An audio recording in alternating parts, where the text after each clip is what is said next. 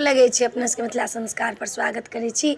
नहाय खाय जे कहै छियै तऽ कहने रही अहाँ सबके जे नहाय खाय दिन जे होइ छै से लोक माथ मिरै छै, नहाय छै, माथ मिरै छै, नाखून ताखून लोक काटि लेलक, माथ ताथ मिर लेलक आ ओहि दिनके बाद 15 दिन अहाँके माथ मिरऽके कोनो जरूरत नहीं है।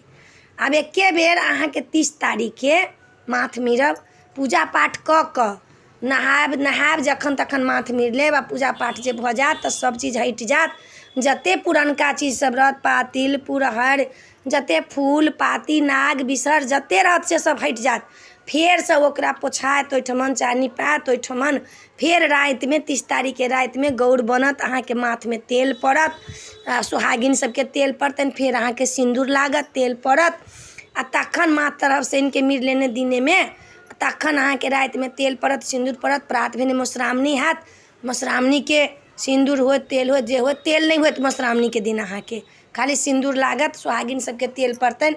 अहाँके तृतीया दिन तेल नहीं पड़त। तेल तऽ खैर तृतीयाके ककरो नहीं लेबऽके चाही, दोष लिखै छै, लेकिन अकारके तेल लेबहेके चाही। अनदिना ओना तृतीयाके तेल नहीं लोक लै छै, तृतीयाके तेल आ चौठके काजर नहीं लोक करै छै।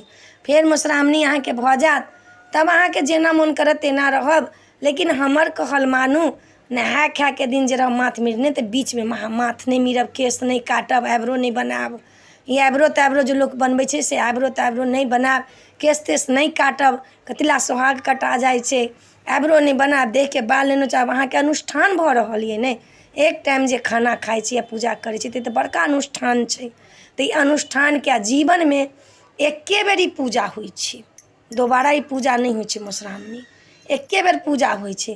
तऽ एखन तऽ अहाँ सबके लगैत होत जे बहुत भार अइ माथपर, लेकिन बादमे हैत जे हमहूँ रहिती फेरसँ पूजा केने नीकसँ करितहुँ। तऽ नीकसँ पूजा करू। अहाँके एकदम जतेक हमरा अनुभव अइ ततेक हम बतबै छी।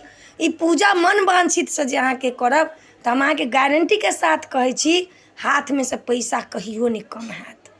अहाँके पति पत्नीमे लड़ाइ नहीं हैत बेसी, हाँ कनि मनि चलै छै, सबके भगवानो सबके होइ तऽ कनि मनि चलै छै, लेकिन मन वांछितसँ जे पूजा करब कथिला ई सारे देवी देवताके पूजा होइ छै आ जीवनमे ई एके बेर पूजा होइ छै, दोबारा बेर ई पूजा नहीं भऽ रहल छै, नहीं होइ छै। कोनो पूजाके जे जहाँ करू, लेकिन मधुश्रावणी पंचमी एके बेर होइ छै। ई पूजा एके बेर छै, बरसाइत तऽ लोक दोसरो बेर कऽ लैए, लेकिन मधुश्रावणी पंचमी एके बेर होइ छै। तऽ एहि पूजाके अहाँ सब अनादर नहीं करू, नीक जकाँ पूजा करू, नीक जकाँ मनाउ।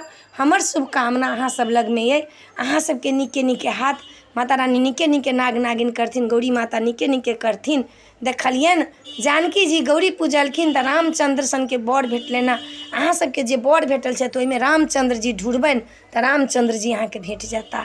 तऽ ताहि लऽ कऽ पूजा नियम निष्ठासँ करू, आइब्रो ताइब्रो नहीं बनायब, केश तेश नहीं कटायब, प्लास्टिकके चूड़ा चूड़ी नहीं पहिरब, लहठी पहिरै छी लहठी पहिरब, काँचके चूड़ी नहीं पहिरब।